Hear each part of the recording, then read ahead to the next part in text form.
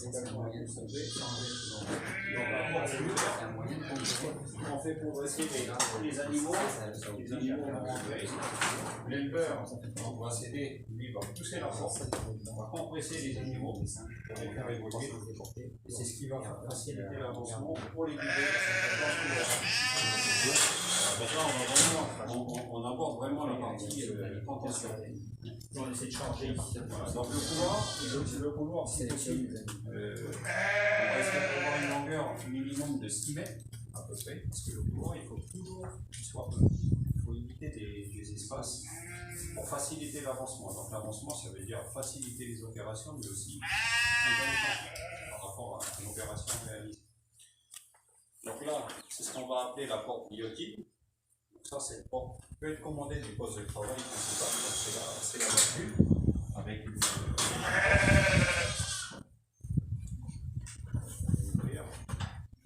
ensuite à l'intérieur, bon là tous les éléments ne figurent pas. Ce qu'on va prévoir ensuite, c'est des clés anti-retour. Elles sont là, tes clés ou non? Donc ça va éviter aux animaux de reculer. Donc en général, la première clé anti-recul, elle va se positionner à peu près à 1 mètre, de façon à favoriser aussi l'avancement des animaux et l'engagement de la brebis suivante. La première anti-recul, c'est un outil comme ça, il faudra à peu près 2 anti-reculs pour mettre anti-recul avant la bergerie.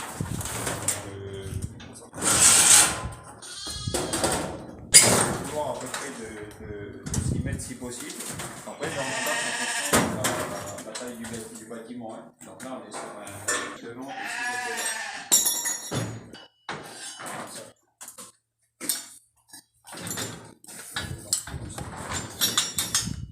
voilà. Donc là, l'animal, lui, va pousser avec le poitrail, il va ouvrir les portes comme ça, le ressort, et voilà, ça se referme automatiquement et l'animal est bloqué par l'arrière. Okay. Ça, c'est vraiment dans l'équipement du couloir, les anti-reculs pour moi sont indispensables. Parce que sinon, ça va nécessiter d'avoir une personne en permanence pour bloquer. Pour ça, pour ne pas perdre trop de temps pour l'opérateur, noter les informations. Ensuite, on arrive à un outil aussi important, fondamental, que ce soit pour un éleveur ovin ou caprin, c'est la bascule. Donc ça, c'est un outil de pesée, ne serait-ce que qui va servir à la fois pour les vermifugations.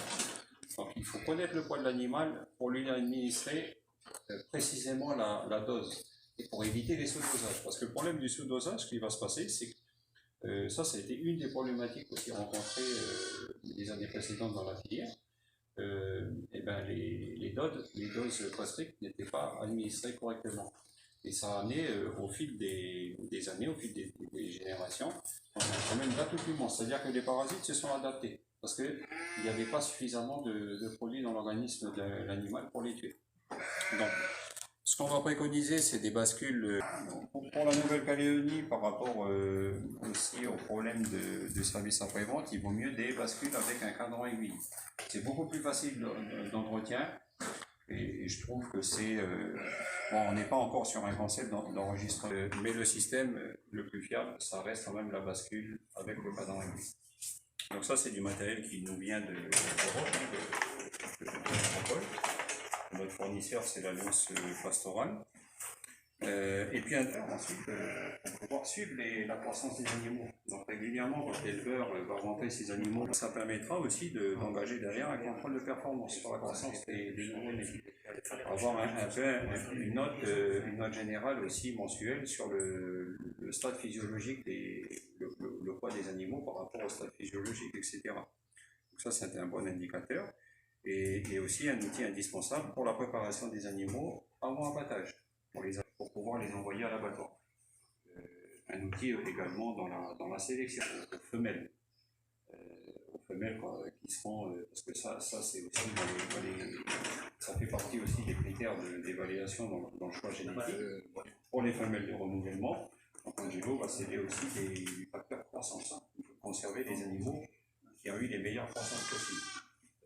Et écarter ceux qui ont les moins bonnes performances. Donc, c'est vraiment indispensable.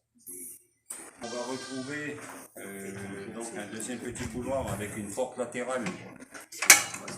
La porte latérale, donc ça, c'est vraiment quelque chose de fonctionnel. Donc là, on est vraiment, qui donne donc sur le côté où l'éleveur va lui permettre d'intervenir. Pourquoi? Parce qu'on a prévu ensuite aisément et travailler en sécurité, notamment sur des animaux en de gros gabarits, éviter les coups de tête et puis surtout faciliter la contention. Donc là, on va arriver ensuite sur le cornalis, donc ce qu'on appelle couramment le bloc-tête. Donc l'animal va arriver, donc la porte déjà est fermée, l'animal va arriver, donc il voit le jour, il va s'engager. Il s'engage et la porte se referme derrière. C'est-à-dire que quand tu rentres la tête, il est coincé. Donc l'animal reste bloqué par l'encolure et ça permet ensuite à l'opérateur où toi tu travailles d'intervenir. Donc ça peut être ne serait-ce qu'une vernifugation, l'animal est maintenu par le cou, la contention est assurée, donc il y a juste à lever la tête, administrer la dose en fonction du poids. Okay. L'éleveur veut faire réaliser des échographies, donc le vétérinaire travaille en toute sécurité. L'animal, bon après tout va dépendre un petit peu de la technique employée par le vétérinaire pour les échographies, soit l'animal debout ou alors assis. On le verra, alors j'ai oublié de vous présenter la chaise de contention. Tester de l'état de santé, donc par la méthode FAMACHA. De lui examiner aussi la dentition, parce que la dentition, c'est la dentition aussi régulièrement. Il a une bonne dentition pour pouvoir s'alimenter correctement. Et également s'il y a des injections à lui faire. Donc là, cet outil aussi, c'est loin d'être du luxe. Voilà. Une fois que l'opération est terminée, là, on va arriver encore sur un couloir d'à peu près 1,50 m. Et là, on arrive sur la porte de tri, qui est toujours commandée. Donc l'animal, l'éleveur, ce qui est intéressant, c'est qu'il a une zone de travail dans la continuité, c'est-à-dire du début du camembert jusqu'à la fin. Donc il n'a aucun animal dans les pieds. Donc ça, c'est aussi important. Et il va vraiment avoir tout son petit matériel, sa table pour enregistrer toutes les informations souhaitées. Donc là, on arrive à la porte de tri et ça permet ensuite à l'éleveur d'orienter les animaux s'il y a des tris à effectuer, notamment par rapport au sevrage, par rapport à l'allottement, en fonction des poids, etc. Voilà, donc soit à gauche. On va retourner sur ce qu'on appelle, alors ça, ici, on a deux. C'est pas qu'on va avoir deux appellations, donc des parcs d'attente et des parcs de réception pour ensuite trier sur les différentes parcelles. C'est bien quand il n'y a pas beaucoup d'effectifs, c'est aussi un outil qui est moins coûteux que donc ça c'est le fauteuil de retournement par rapport à l'autre outil qui est beaucoup plus conséquent, beaucoup plus cher aussi à l'investissement. Donc là le principe, c'est laisser passer les animaux. On a besoin de travailler en mettant un bélier pour les tailler, réexaminer les emblancs, etc. Lui faire des soins.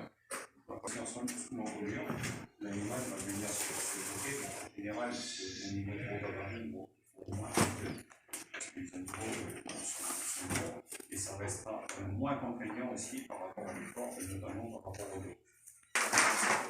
Voilà, il faut le faire comme ça, il est à l'extérieur. Donc l'animal va être assis dans le berceau de formation. Ouais. Le mouton se travaille plus facilement à réaliser différentes manipulations. Donc là, prioritairement sur la taille des implants. Après, on peut le faire assis, mais c'est beaucoup plus contraignant. Donc s'il y a un individu avec le héros, ça va. Par contre, on commence à avoir un volume, c'est là où on peut passer tout son héros. Donc, taille des emblancs, ça aussi. Donc ça, c'est toutes les techniques qui peuvent être réalisées parce que l'animal est assis des femelles, pareil génital, avant lors de la phase de préparation de la vie.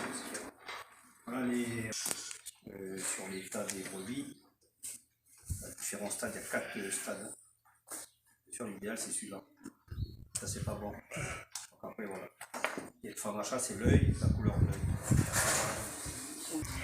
Après, il faut trouver l'intermédiaire. Jusque-là, ça va. Là, ça commence à être un souci. Là, il faut le traiter, mais les deux, ça va. Alors là, c'est pas bon, c'est les deux. Là. Sur l'avancement de la bergerie, donc en général, on fait des animaux, on prend des opérateurs. Là, on travaille surface couverte. Toute opération peut être réalisée même en tant que lieu. Ça, c'est le gros avantage. Et aussi le départ au soleil pour travailler. Parce que je vous parle de tout ça, ça peut paraître banal, mais ça a quand même une importance. Parce qu'on a été amené, nous, à travailler vraiment dans des conditions, dans les élevages, dans des conditions insupportables. En plein soleil pendant toute une journée, on arrive le soir, c'est juste impossible. Ce qu'il faut éviter, c'est aussi les bergeries dallées. Ça, moi, je le déconseille fortement par rapport aux... Parce qu'une dalle mouillée, dès que les animaux auront uriné un petit peu sur la dalle, ça va vite devenir glissant. Donc, sujet d'accident aussi, à la fois pour les animaux et pour les manipulateurs. Donc, le faire si besoin, et puis c'est aussi un investissement supplémentaire pour la zone de travail de l'éleveur, comme ça c'est propre, etc. Mais sinon, moi je conseille uniquement sur terre battue et éventuellement toute la surface dallée pour l'outil de propulsion qui va être vraiment fixé solidement avec le dispositif pour éviter le déplacement latéral du couloir. La bascule elle est sur roue. Parce que des animaux à 80 voire 100 kg, quand ils sont maintenus, ça a tendance à bouger, notamment pour le poste du cornet. Donc ça, c'est une conception par rapport à un achat global.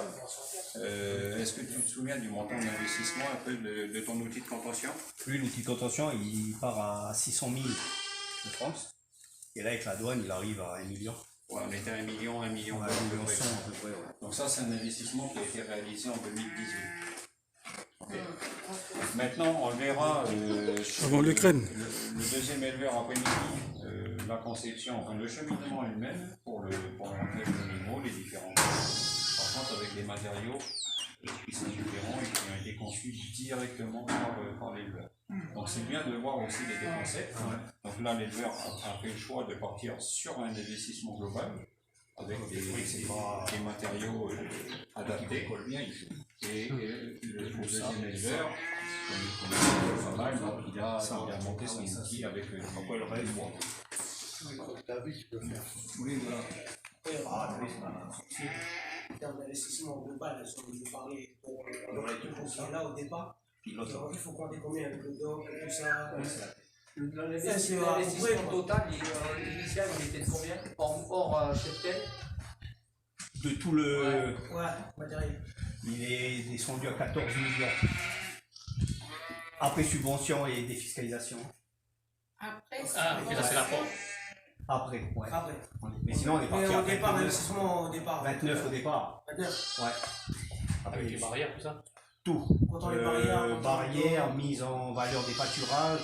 Il y a eu d'abord le défrichage, Oui, tout ça. mise en valeur des pâturages, les 2 docks là, ça. Et oui, hors cheptel. Ce qui coûte le plus cher, ça a été les clôtures. Puis après la mise en valeur des pâturages. Parce que là, le gars il est resté ici pendant 3-4 mois, il a labouré, il a planté, il a défriché, Et c'est des clôtures qui. Rien que les clôtures, je crois qu'il y en avait. Les clôtures, c'est plus de 3 millions, je crois. 100 000 hectares, À l'époque, c'était. Non, c'était plus. On était à 1 million de kilomètres. 600 000 kilomètres. Non, je déconne, on était à 10 millions de clôtures. 10 millions de clôtures, parce qu'il y a 11 kilomètres. On était à 10 millions de clôtures. Aujourd'hui, après 600 000 de main-d'œuvre. Voilà. Au prestataire, aujourd'hui, le mec qui fait tout, il est à plus d'1 million. Et comme il y a eu, moi j'étais donc dans l'aide, 700 000.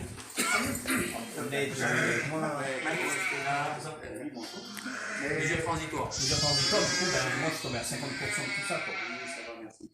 Ouais, mais 50% de l'avantage, je crois, par rapport au Passeport, c'est soit un déficit, soit un commercial. On a fait un projet Pas global. Là, on n'est Après, pas on a eu l'aide sur la moitié de tout. Ouais, mais maintenant, C'est pareil. Le patronage a mis en valeur, pareil. on a chiffré. Ce qui est défiscalité n'est pas Tout ce que tu vois là, voilà. un programme d'investissement. Par exemple, t'achètes un tracteur Non, la définition est arrivée, elle est arrivée sur tout. Sur le matériel, je crois que j'ai eu 1 million, je crois. le reste. Et puis après, tu as un crédit sur 10 ou 12 ans. Mais ouais, on était parti sur un projet vraiment. C'est vrai que là, si on est mal que donc petit tonneau, tu fermes, tu sors. Donc là, c'est bon. Avec toujours une bombe antiseptique. Ok. Couper pour désinfecter. Après, les boucles. Alors les boucles, vous avez les grosses boucles, ça c'est type IPG, on les met sur les brebis mères. Après moi pour les petits c'est le boucle commercial que vous achetez à Goodies dans le commerce, hein, avec donc un numéro, c'est tout numéroté dans l'ordre. Là vous avez la pince à boucle.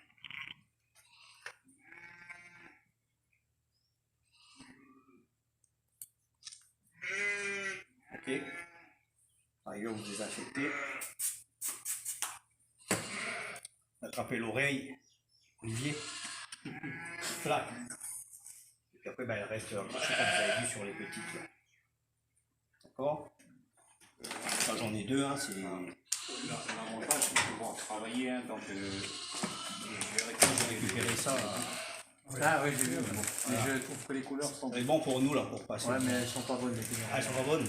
Mais je trouve qu'elles sont pas bonnes, mais regarde, parce que le 3, en général, nous, le 3, il est plutôt, c'est plutôt presque du 5, quoi. Regarde, c'est. Je trouve que les autres, là, les yeux, c'est plus facile. Alors, et. Ça, c'est contre les mouches. Hein. Non, c'est. Alors, vous avez le bidon. Bon, moi, j'en ai pas parce que je traite pas comme ça. Vous avez un gros bidon là avec le produit dedans. Vous avez le tuyau, pistolet de drogueur. D'accord. Donc, le tuyau il est accroché, il rentre dans le bidon et puis. Ou alors, bon, il y a un doseur là. Mais moi, en fin de compte, comme je fais pas toutes les brebis en même temps, je fais avec toujours un petit pistolet de drogueur. Mais... Donc, soit c'est du first range pour les agneaux, pour les petits. C'est-à-dire que là, les agneaux, dès qu'ils auront 1 mois et demi, eux, ils commencent déjà à manger. Donc, le risque, il arrive parce qu'ils vont commencer à manger de l'herbe, donc à se contaminer. Donc, on les traite pendant à peu près tous les 1 mois et demi, ça fait à peu près tous les 3 jusqu'au sevrage. Donc, ça nous amène à peu près à 3-4 traitements, sauf si vraiment l'agneau, les 2 derniers, des fois je ne les fais pas, ils ont une femme achat qui est excellente. Donc moi ce que je fais c'est que c'est dosé au poids. Et là je pense c'est un peu plus long que le doseur automatique. Donc moi je fais à la dose et je lui injecte ça. Donc le first range c'est pour les petits. Et le premier traitement obligatoire à tous les petits. 1 mois et demi, ouais. Ça, tu le fais. Je le fais ça. Donc c'est systématique. Ouais. Tous les petits entretiens. Tous les petits ils passent. Donc je note sur un calendrier, tel lot qui est né, tel jour. 1 mois et demi après il passe, je pèse. Et puis je note. Traitement first range. 1 mois et demi après. Donc là voilà, il y a un travail à faire pendant à peu près 3-4 mois de suivre les lots selon les dates de naissance pour les traiter. C'est vraiment vulnérable Ouais. au baignard. Donc, à partir du moment où l'animal est à peu près à 3 semaines, il va commencer à ingérer de l'herbe, automatiquement il va récupérer des larves et des œufs. Tout ça, ça va se développer dans l'organisme. C'est pour ça qu'il ne faut pas trop tarder. Et puis c'est beaucoup plus aussi moins fiable d'apprécier par la méthode Fromage sur les nouveau-nés. Donc, on aura davantage de précision alors sur un nouveau-né. Voilà, c'est moins précis, c'est pour ça qu'il est conseillé donc, de travailler surtout de lutter efficacement contre le ténia. Ça fait Sert à traiter les brebis, c'est une fois à l'année, avant les mises bas. C'est 1 mois, 3 semaines avant les mises bas. Donc chez moi c'est début mars, les mises bas arrivent fin mars. On traite toutes les brebis, c'est une rémanence je crois que c'est 6 semaines à 8 semaines. Ça permet justement de les prévenir des parasites, comme ça il n'y a plus à les manipuler. Donc celui-là il va durer presque 1 mois et demi, 2 mois. Donc c'est le close. Et ça c'est une fois à l'année. Après vous avez, alors moi je travaille, alors il y a d'autres traitements des brebis avant les mises bas. Après il y a le biamintique. Et là il y a, selon les éleveurs, il y a plusieurs produits. Selon les molécules, je crois qu'il doit y avoir 3 ou 4 produits. Celui-là on l'utilise vraiment en cas d'urgence sur une brebis qui est, alors toujours suite à la femme achat, on s'aperçoit qu'une brebis elle a une mauvaise note.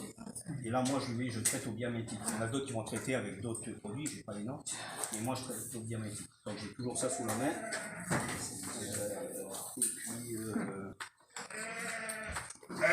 Toujours pareil, à limite, nettoyer tout.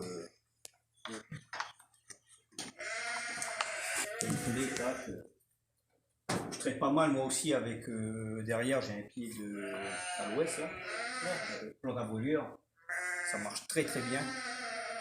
Et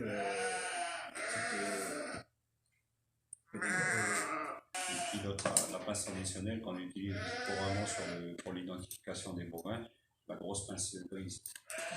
Donc nous au niveau de l'UPRA, contrairement aux bovins où l'IPG est arrivé dans les années 2007, donc nous c'est un outil d'identification qu'on a développé à partir de 2016 parce qu'on a été justement amené à changer d'outil informatique pour la gestion des tampons respirants par rapport à la codification de l'information, la carte d'identité de l'animal.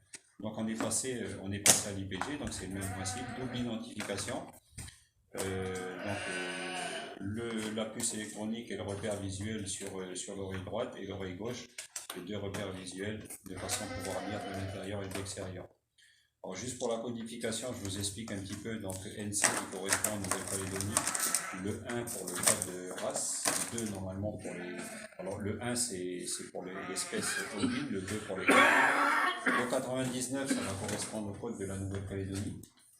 Parce que l'intérêt, c'est qu'après, en connaissant les chiffres, c'est aussi un critère de reconnaissance. Ensuite, on va arriver sur les 3 derniers chiffres. Donc ça va être le numéro d'exploitation, donc un numéro propre à chaque exploitant. Donc là, le 262, qui correspond à l'exploitation d'Angelo. Et ensuite, les plus gros chiffres en dessous, donc toujours 5 chiffres, qui va correspondre à la fois au millésime et au numéro d'ordre de naissance. Donc, comme ça, l'éleveur pose le bouc au fur et à mesure des naissances. Et l'avantage de travailler avec ce format de bouc, c'est que les boucs, pour les éleveurs commerciaux qui souhaitent passer à l'IPG, l'avantage c'est de pouvoir identifier les animaux à la naissance. Le poids d'une boucle, c'est à peu près l'équivalent de 3 grammes, donc il n'y a aucun risque de casser les oreilles.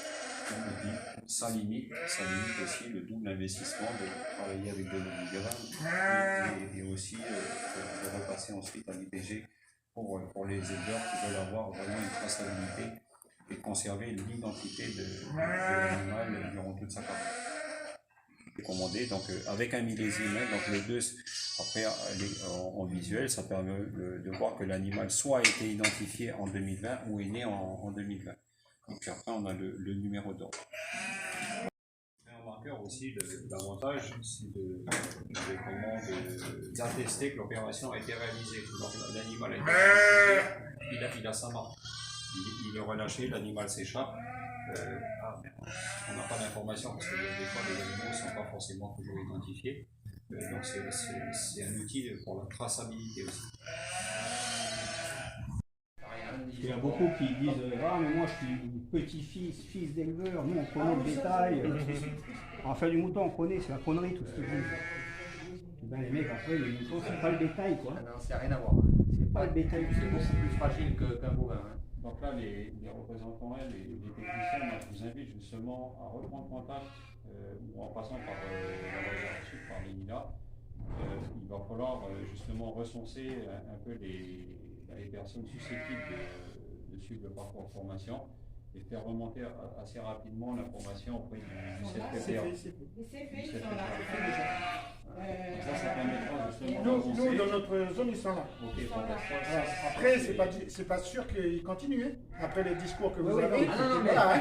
Non, mais D'ailleurs, s'il y avait une moto pour repartir, je serais reparti. C'est une première approche. non, mais voilà. C'est nous, Non, on c'est- prend des coups. Alors attention, C'est pour ça qu'on est venu, c'est qu'ils voient la réalité. c'est pour ça que avec quand les on a éleveurs, avec discuté les- suite à la formation. Par antenne DDE, D'accord. des antennes DDE. Non, la Et chef nous, est on pas va venue. organiser le Non, puis au regroupement. pire, comme sur la côte est, peut-être qu'il n'y en a pas beaucoup, peut-être qu'on va faire une seule. On avait voilà. pensé Pouya, Comac et Poindini. Voilà. Ouais, on peut faire une réunion. On garde contact et puis on met ça en place. Donc, le bâtiment a été construit par David aussi. Donc tout a été fait, c'était maison, et y compris après l'aménagement avec les différents, avec le principe qu'on a retrouvé ce matin chez Andrélo. Il y a un bascule maison. Là. Bascule maison. Avec la mairie de Poya, tout ça. Ah oui, si, c'est moi qui ai fabriqué la bascule. C'est pas con.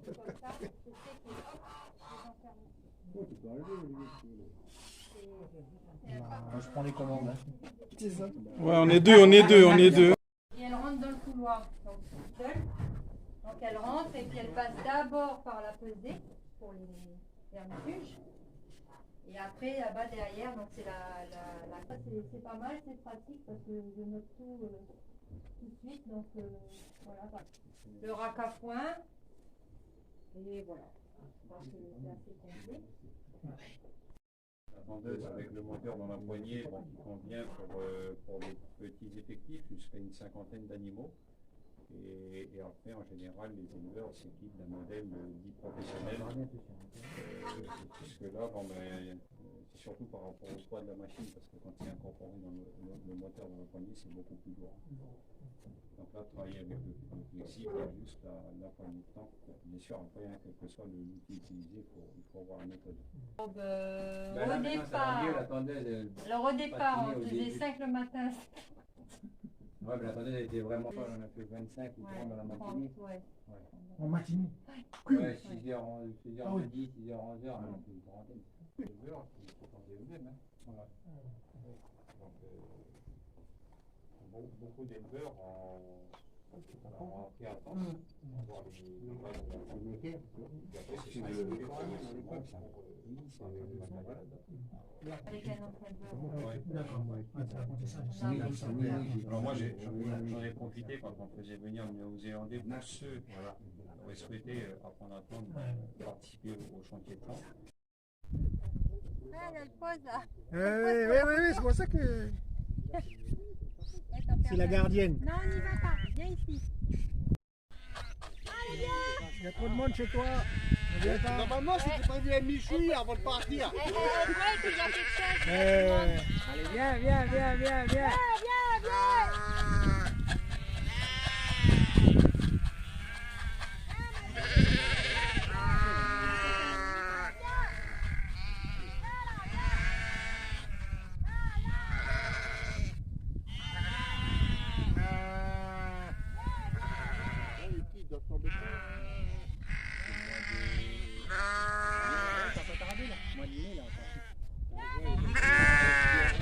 Les juin, ouais, ça devrait tomber les juin.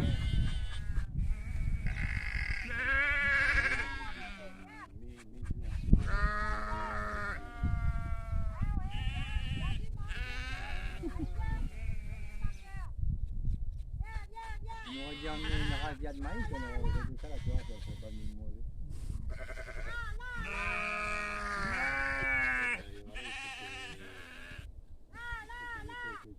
Ils vont te chavirer.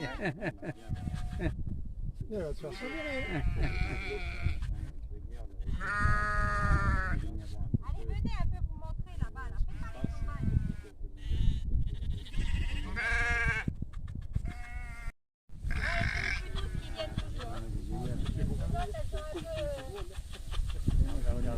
Elle voit qu'il y a quelque chose qui ne va pas en fait. J'ai des filles. Là, il a pas entendu. Ben voilà. Il a pas entendu. Tu fais même penser. Qu'est-ce qu'il a raconté comme connerie? Elle a dit une gentillesse. Elle a juste dit comme ça, les moutons ils marchent au maïs, il y en a ils marchent à la bière. C'est quoi? Jean-Marc dit les moutons ils marchent au maïs, il y en a d'autres qui marchent à la bière en parlant. Pour attirer la bière.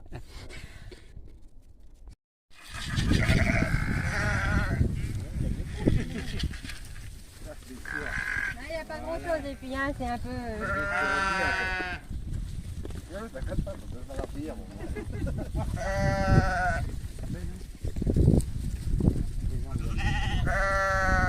Donc, dedans, il y en a qui sont pleines. Je vous en montre. Par exemple, celle-ci, là, elle est pleine. Là, la blanche, là, elle est pleine. La marron, là, en principe, elle est pleine. Celle-là, elle est pleine aussi. Bon, on voit, hein, c'est les plus grosses, les plus grasses. Elles sont pleines. Elle est pleine aussi. Elle, c'est mannequin, elle. Ça s'appelle mannequin.